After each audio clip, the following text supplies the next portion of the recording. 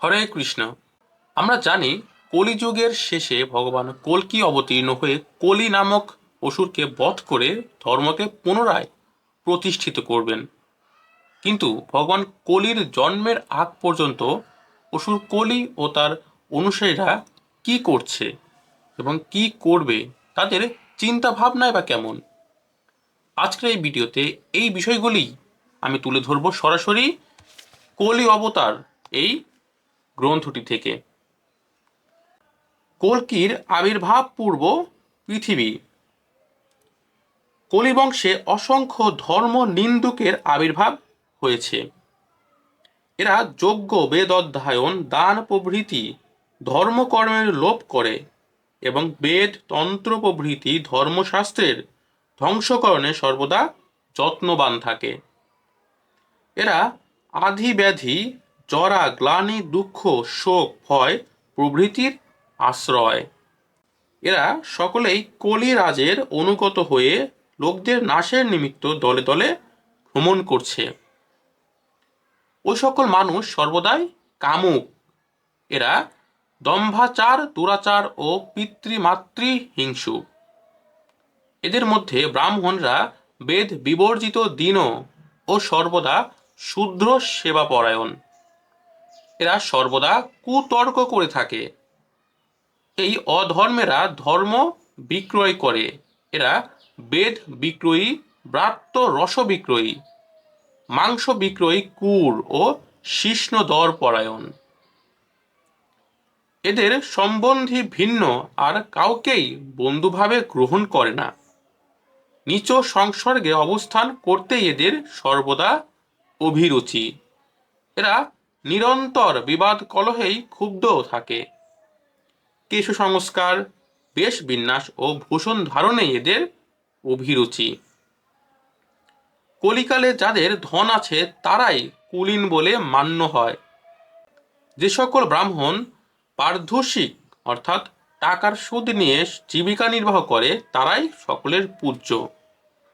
এই কলিকালে সন্ন্যাসীরা গৃহে বাস করতে রত থাকে এবং গৃহস্থেরা বিবেচনা শূন্য হবে। এই কলিকালে সকলে গুরুনিন্দা পরায়ণ হবে এবং ধর্ম চিহ্ন ধারণ পূর্বক সাধুদের বঞ্চনা করবে। একালে বর কন্যার পরস্পর স্বীকার মাত্রই বিবাহ সম্পূর্ণ হবে। সকলে সৎ ব্যক্তির সাথে মিত্রতা ও প্রতিদানকালে পদান্যতা প্রকাশ করবে। কোনো ব্যক্তির অপকার করতে অসমর্থ হলে ক্ষমা প্রকাশ করবে। অক্ষম ব্যক্তির প্রতি বিরাগ প্রকাশে যত্নবান হবে। এ কলিকালে সকলে পাণ্ডিত্য প্রকাশের জন্য বাচালতা প্রকাশ করবে এবং যশ লাভের নিমিত্ত ধর্ম সেবা করবে। লোকে ধর্নাঢ্য হলেই সাধু বলে মান্য হবে এবং দূর দেশস্থিত জলাশয়কেই তীর্থ বলে মান্য করবে। কলিকালে গলায় সূত্র থাকলেই ব্রাহ্মণ বলে পরিগণিত হবে এবং দণ্ড ধারণ করলেই পরিব্রাজক হতে পারবে। কুলকামিনীরা বেশ্যার ন্যায় আলাপাদি করতে যত্নবতী হবে। নিজ নিজ স্বামীর প্রতি তাদের মন থাকবে না। ব্রাহ্মণেরা পরান্নলোলুপ হবেন। তারা চণ্ডালের যাজক হতেও পরান্নমুখ হবেন না। স্ত্রীলোক আর বিধবা হবে না, কারণ তারা তখন বিবাহ ব্যতিরেকেই মৈথুন কার্যে লিপ্ত হবে। তারা স্বেচ্ছাচারিণী হবে।